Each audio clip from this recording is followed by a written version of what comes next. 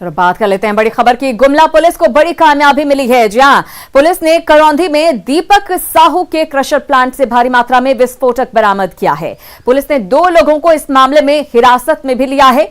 Police आशंका जता रही है कि विस्फोटकों को नक्सलियों को सप्लाई किया जाना था। पुलिस मामले की छानबीन में जुटी हुई है। दरअसल बीते दिनों नक्सलियों ने आईईडी बम बिछाकर पुलिस को सर्च ऑपरेशन के दौरान टारगेट किया था। एक घटना में सीआरपीएफ जवान के पैर उड़ गए थे, जबकि दूसरी घटना में एक ग्रामीण आईईडी बम का शिकार बना था, जिसके बाद से पुलिस और नक्सलियों को विस्फोटक सप्लाई करने वालों पर पुलिस कड़ी नजर रख रही थी और इसी दिशा में पुलिस को बड़ी कामयाबी हाथ लगी है। भारी मात्रा में विस्फोटक बरामद किया गया है। और कोरोना संक्रमण के बढ़ते खतरे के बीच झारखंड सरकार ने अवकाश के दिन भी कोरोना वैक्सीनेशन जारी रखने को कहा था। आरोग्य सेतु और कोविन ऐप पर वैक्सीनेशन के लिए आज के रजिस्ट्रेशन और आज के लिए टाइम भी दिया गया था, लेकिन रिम्स का कोरोना वैक्सीनेशन सेंटर बंद है और टीका लेने के लिए दूर दूर से आने वाले लोग परेशान दिख रहे हैं। मालूम ही नहीं चल रहा है ना कि लॉक है दरवाज़ा, तो वहाँ का कोई बताने वाला भी नहीं है कि क्या मिलेगा या नहीं मिलेगा। ये तो ये 45 साल से ऊपर वाले को जी जी फर्स्ट डोज लेने आए थे जी। आज ही का था फर्स्ट हाफ का। तो यहाँ पर तो बंद है।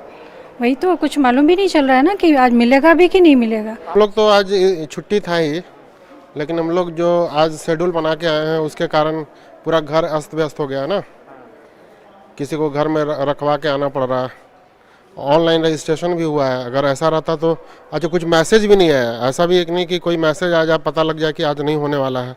अभी हम लोग मॉर्निंग में देख के ही आए थे चेक करके, तो 2 तारीख का शेड्यूल तो स्लॉट बंद हो गया था। मतलब कि पूरे देश में और झारखंड में तेजी से कोरोना फैल रहा है। केंद्र सरकार ने आदेश निकाला है कि छुट्टी के दिन भी कोरोना वैक्सीनेशन का काम जारी रहेगा। लेकिन आप देखिए किस तरह से आज गुड फ्राइडे की छुट्टी है और अभी हम आपको जो दृश्य दिखला रहे हैं यह रिम्स के कोविड-19 टीकाकरण बूथ का है। आपको दिखाने की कोशिश कर रहे हैं कि किस तरह से ताला बंद है। गुड फ्राइडे की छुट्टी मनाने में यहाँ पर जो यहाँ के कर्मचारी हैं या फिर जो वैक्सीन चलाने वाले लोग हैं वो नहीं आए हैं, वैक्सीनेटर नहीं आए हैं और ताला बंद है।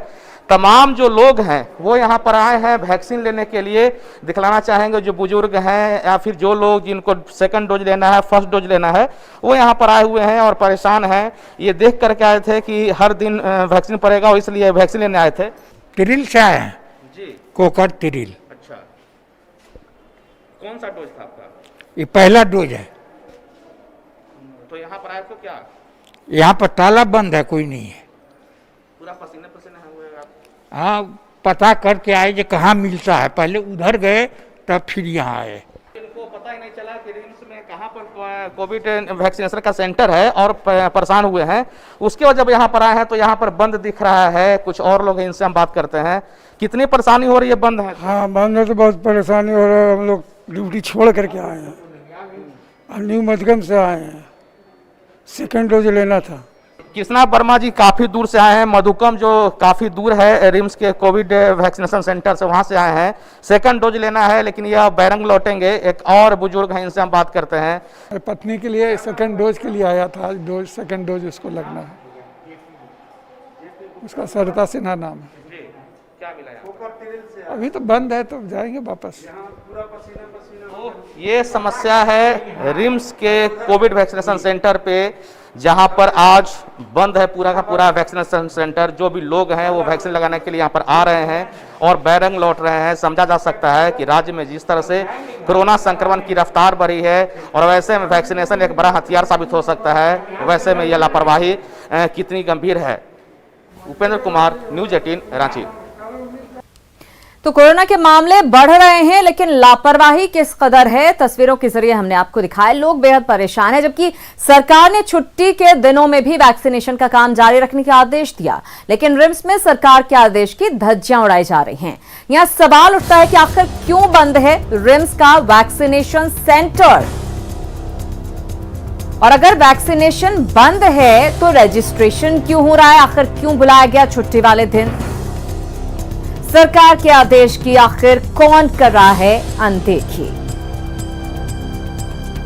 और कोरोना के बढ़ते संक्रमण को देखते हुए दुमका में जिला प्रशासन खास सतर्कता बरत रहा है। प्रशासन की ओर से स्पर्श पूजा पर रोक लगाते हुए अर्घा सिस्टम को बहाल करने का फैसला लिया गया है। यह व्यवस्था आज से प्रभावी हो गई है। अर्घा सिस्टम के जरिए श्रद्धालुओं को सीमित संख्या में पूजा करने की इजाजत दी जा रही है। कलेक्ट्रेट में आयोजित बैठक में डीसी की अध्यक्षता में यह फैसला लिया गया। इसमें अर्घा सिस्टम के साथ ही ऑनलाइन निबंधित श्रद्धालुओं को ही मंदिर परिसर में शारीरिक दूरी के नियम के साथ प्रवेश की अनुमति दी जाएगी। इधर प्रशासन के निर्देश से पंडा समाज बेहद नाराज दिख रहा है। लगा देने के बाद आम जनता को तकलीफ क्या है? वो जो जनता आ रही है बाबा बैजनाथ धाम से और हम लोगों पंडाओं को सवाल पूछता है कि बाबा वहाँ सब पूजा किया, स्पष्ट पूजा किया और यहाँ क्यों नहीं? तो यहाँ का सिस्टम में बहुत गड़बड़ी है। सिस्टम आप एक बना के रखिए, जो बैजनाथ धाम में जैसे चल रहा है उसी तरह यहाँ आप चलाइए। आप एडवांस यहाँ अर्घा लगा दें तो आपका मोनोपोली चल रहा है और पंडाओं का जो है कोई बोली नहीं चल रहा है। अर्घा लगने से बहुत दिक्कत हो रहा है। अर्घा नहीं था तो ठीक था। अर्घा लगने से अभी मान लीजिए सीमित संख्या कर दिया गया है, 1000 की संख्या में। 1000 हम कहते हैं कि जो बासुकीनाथ आएगा बिना दर्शन करके जाएगा, ये भी ठीक बात नहीं। कोरोना को देखते हुए आप सिस्टम सुधारते कि नहीं, 1 घंटा में 200 आदमी 50 आदमी बिना अर्घा लगाए भी हो सकता था। लेकिन अर्घा लगा के आप देख सकते हैं क्या नज़ारा है। जो कल इससे अच्छा हुआ करता था वो आज इससे भयावह स्थिति बना हुआ है। तो बासुकीनाथ धाम में अर्घा लगा दिया गया है और पंडा समाज इसको लेकर नाराज है। आगे बढ़ते हैं। गर्मी के शुरू होते ही रांची में पानी की किल्लत शुरू हो गई है। पहाड़ी मंदिर के पास के तमाम इलाकों में बोरिंग फेल हो जाने के बाद लोगों को पानी के लिए तरसना पड़ रहा है। जल संकट से जूझ रहे केशव नगर का जायजा लिया सहयोगी संजय कुमार सिन्हा ने। अप्रैल महीने की शुरुआत में ही राजधानी रांची को पेयजल की किल्लत का सामना करना पड़ रहा है। हम इस समय पहाड़ी मंदिर के ठीक पीछे जो केशव नगर है, हम वहां खड़े हैं और जो यहाँ पर बाल्टी जो है कतार में लगी है, आप उसको देखकर अंदाजा लगा सकते हैं कि पेयजल को लेकर कितनी ज्यादा किल्लत है। यहाँ पर कुछ लोग भी हमारे साथ खड़े हैं। यहाँ पर वास्तव में पेयजल को लेकर कितनी समस्या है? बहुत दिक्कत है पेयजल के लेकर। बहुत यहाँ नहाने का पानी नहीं है, खाने का पानी नहीं है, खाना बनाने का पानी नहीं है, कोई लेटरिन जाने का पानी नहीं है। कुछ बच्चा लोग नहाने के लिए तरस रहा है, अथी हो रहा है। बहुत 2 महीना से पानी का बहुत दिक्कत है। समस्याओं की भरमार है। वास्तव में बोरिंग काम कर रहा है यहाँ पर? नहीं, बोरिंग तो नहीं काम कर रहा है। 2 महीना पहले ही सूख गया है बोरिंग और इधर से सप्लाई पानी आ रहा तो वो भी नहीं आ जाया है। पानी के चलते गोतनी में लड़ाई हो जाता है, सास ननद में हो जाता है, मोहल्ला टोला से हो जाता है, सबसे लड़ाई हो जा रहा है। यानी पेयजल की किल्लत के साइड इफेक्ट क्या आप देख सकते हैं। वास्तव में चाची क्या दिक्कत है? पानी बहुत दिक्कत है। हम लोग के पानी के चलते लड़ाई हो जाता है, मारपीट हो जाता है, घर में खाना नहीं बनता है और बहुत परिवार लोग हम लोग वृद्धा आदमी लाने नहीं सकते हैं और इसलिए पानी के चलते खाना नहीं बनता है। अच्छा, जो कुएं हैं आप चलिए बोरिंग फेल कर गया, क्या कुएं काम कर रहे हैं? नहीं, कुआं सूख गया सर। हाँ, कुआं सूख गया है और सुबह पर बहुत काम हो जाता है। सबके नाश्ता बनाए कि पानी लाए कि पीने के लिए चाय बनाए, कैसे बनाए? पानी रहेगा तभी ना काम करेंगे। तो पूरा केशव नगर जो वास्तव में है, केशव नगर पूरा पानी में किसके भरोसे है? क्या पानी का बहुत प्रॉब्लम है। देखिए अभी हम खरीद के लाए पीने के लिए और क्या कर रहे हैं, बहुत दिक्कत है। हम यही चाहते हैं कि अच्छे से व्यवस्था हो जाए पानी का बस। बाबा आप बुजुर्ग आदमी हैं। वास्तव में यहाँ जो हम देख रहे हैं कि एक तरीके से पानी का सहारा जो है वो सप्लाई पानी ही है। सप्लाई पानी का बहुत दिक्कत है। हम लोग तो बाहर से पानी लाते हैं तो जो है घर में चूल्हा चौकी चलता है, लड़का में बच्चा कोई सुनता नहीं है और यहाँ जो है परेशान रहते हैं। देखते हैं लाइन पर लाइन लगे हुए रहते हैं, 2-2 घंटा लाइन में खड़े रहते हैं।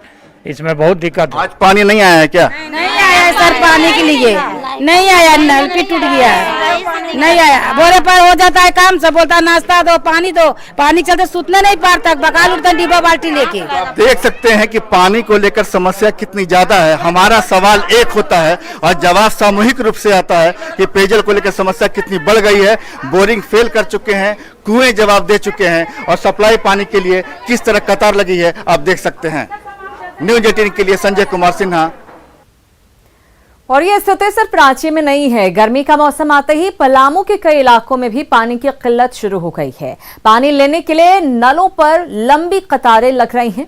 कई बार पानी को लेकर मारपीट भी हो रही है। मेदिनीनगर नगर निगम के आबादगंज, बैरिया और वेल बाटिका समेत कई इलाकों के लोग पानी के लिए तरस गए हैं। समय पर पानी नहीं मिलने से स्थानीय लोगों में गुस्सा है। लोगों का कहना है कि मेदिनीनगर में पिछले 10 सालों से यही हालात हैं। दोनों टाइम नहीं, मतलब वही आता है। लेट से पानी 8 बजे 8:30 बजे तक आता है, 9 बजे तक। अभी आता भी नहीं है। अब गर्मी के दिन में आता भी नहीं है। यहाँ बहुत आदमी भरते हैं। एक वो नल है यहाँ पर, टोटल पानी उधर आदमी यहाँ पर एक हम लोग के ज्यादा मिशन स्कूल से ऊपर चढ़िएगा ना, एक बूंद पानी नहीं चढ़ता है। कितने दिन से समस्या है? अरे बहुत दिन, कई साल हो गया, 6, 7, 8 साल से ऊपर हो गया। अभी भी वही स्थिति है। हाँ। तो जैसे जैसे गर्मी बढ़ रही है, जल संकट भी बढ़ता जा रहा है। करीब 50 साल पहले तक झारखंड की राजधानी रांची में 100 से ज्यादा तालाब हुआ करते थे। देखते ही देखते 58 से ज्यादा तालाब गायब हो गए। जमीन माफियाओं, भ्रष्ट अधिकारियों के बेमेल गठबंधन ने तालाबों के शहर रांची की सूरत बिगाड़ दी।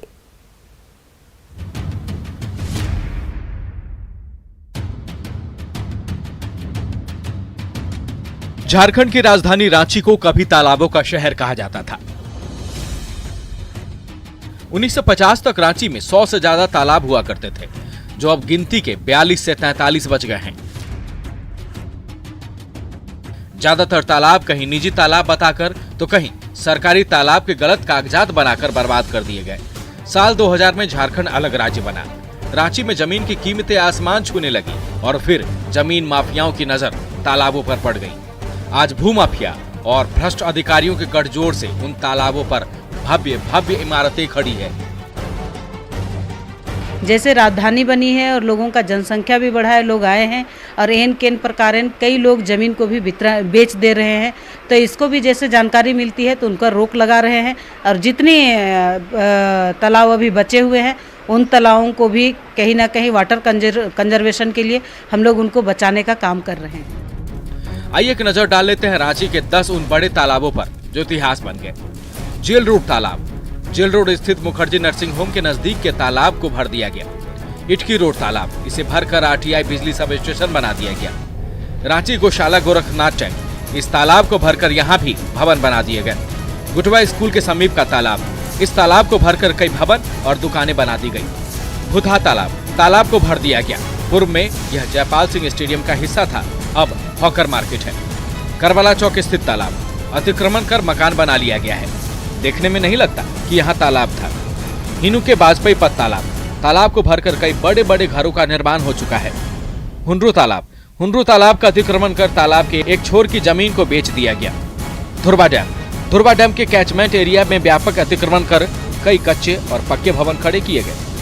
कांके डैम, सरोवर नगर के नीचे इस डैम के जमीन पर तो बाकायदा कॉलोनी तक बस गई है। कुछ यही हाल डैम के कांके साइड से सटे एरिया का भी है। हालांकि पिछले साल प्रशासन ने यहां से अतिक्रमण हटाया था, लेकिन कुछ ही घरों को तोड़ा गया। अधिकतर घर अब भी जस के तस हैं। जैसे जैसे शहर से तालाब गायब हुए, ग्राउंड वाटर का लेवल गिरने लगा। आज पर्यावरणविद वाटर लेवल को लेकर चिंतित हैं। तालाब अगर हम हटाते चले गए, सुखाते चले गए तो भूमिगत जल भी नहीं मिलेगा, सतही जल भी नहीं मिलेगा। तो कहीं न कहीं बहुत बड़ा वाटर क्राइसिस का एक जोन पैदा हो जाएगा ये पूरा रांची शहर, और खासकर जो शहरी एरिया जो है। भूमाफिया और अधिकारियों के गठजोड़ ने रांची के तालाबों को खत्म कर दिया, जिसका असर पर्यावरण पर पड़ रहा है और गर्मी के महीने में पानी की किल्लत होने लगी है। न्यूज़ 18 के लिए रांची से उपेंद्र की रिपोर्ट। तो माफियाओं की वजह से तालाब गायब हो रहे हैं और पानी की किल्लत लोगों को झेलनी पड़ रही है। इधर गिरिडीह के गावा प्रखंड के तारा बाबा के पास जंगल में भीषण आग लग गई, जिससे कई पेड़ पौधे जलकर खाक हो गए। ये आग ग्रामीणों ने लगाई थी ताकि उन्हें महुआ के फूल को चुनने में आसानी हो, लेकिन देखते ही देखते आग ने विकराल रूप धारण कर लिया। बताया जा रहा है कि गर्मी के मौसम में गावा प्रखंड के विभिन्न जंगलों में ग्रामीण महुआ चुनने के लिए जाते हैं और इस दौरान उन्हें गिरे हुए पत्तों से महुआ के फूलों को चुनने में परेशानी होती है। ऐसे में वो महुआ के पेड़ के नीचे आग लगा देते हैं ताकि पत्ते जल जाएं और जब फूल गिरें तो वो उसे आसानी से चुन सकें। के नाम पर जिस तरह से जंगलों में आग लगाई जा रही है, जिससे पूरे पेड़ पौधा नष्ट हो रहा है और पूरा जिला प्रशासन और राज्य सरकार और फॉरेस्ट विभाग जिस तरह से सोई हुई है, ये बहुत ही अफसोस की बात है। और इसी तरह से जंगलों में आग महीनों तक लगी रहेगी। हम समझते हैं कि कितने जीव जंतु पेड़ पौधे नष्ट हो रहे हैं, लेकिन जंगल विभाग और हमारे जिला प्रशासन सोया हुआ है। रांची के नगरी प्रखंड के देवरी पंचायत के किसानों ने अपने प्रगतिशील सोच और अधिक आमदनी के लिए औषधीय गुणों से भरपूर एलोवेरा की खेती शुरू की है। देवरी के प्रगतिशील किसान से बातचीत की है न्यूज़ 18 संवाददाता उपेंद्र कुमार ने। अपनी आय बढ़ाने के लिए झारखंड के किसान किसी न किसी गांव में कोई न कोई प्रयोग जरूर किया करते हैं और अभी हम हैं रांची के नगरी प्रखंड के देवरी गांव में। इस पंचायत का खासियत यह है कि इसकी पहचान एलोवेरा विलेज के रूप में होने लगी है। इसकी वजह क्या है, यह दिखलाने के लिए अभी हम देवरी पंचायत में हैं। आपको दिखलाना चाहेंगे कि किस तरह से पंचायत के लोग जो कल तक धान और गेहूं की परंपरागत खेती किया करते थे, वो अब एलोवेरा की खेती में आगे बढ़ रहे हैं और अपनी आय बढ़ा रहे हैं। यह दिखलाने की कोशिश कर रहे हैं। अपने कैमरामैन संत से कहेंगे दिखलाएं किस तरह से ये ग्रीन हाउस बना करके और गर्मी के इस मौसम में भी एलोवेरा का जो पौधा है उसको बचाए रखा गया है। इस गांव देवरी गांव की पहचान अब होने लगी है एलोवेरा विलेज। जी कैसे बदल गया सब कुछ?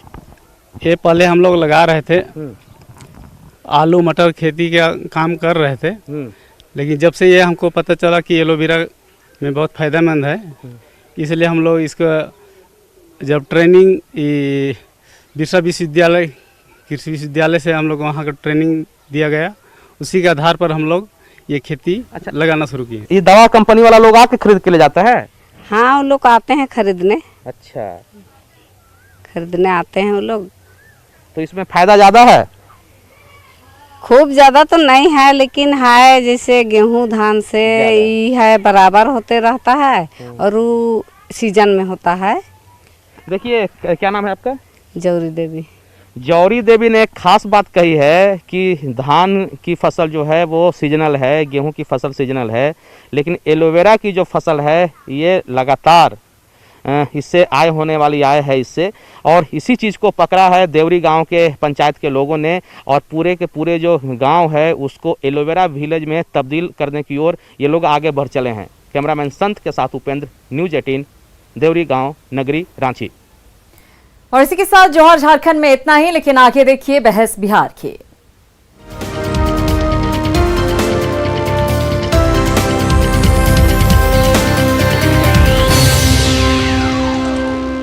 हेडलाइन प्रेजेंटेड बाय आइसन गुरु कूलर। गर्मी शुरू